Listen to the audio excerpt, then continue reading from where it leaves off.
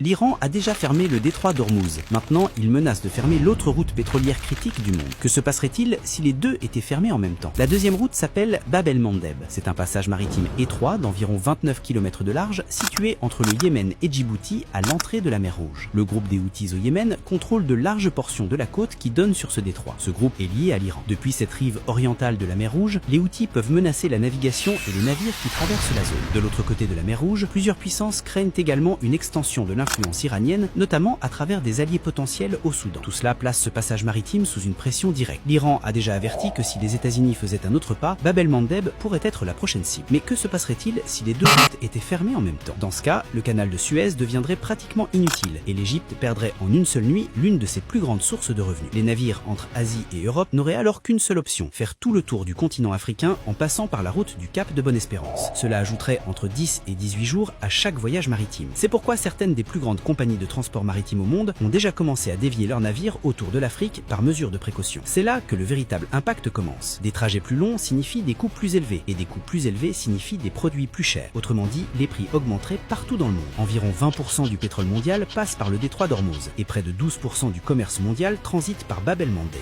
L'Iran contrôle désormais l'un et a la main sur l'autre.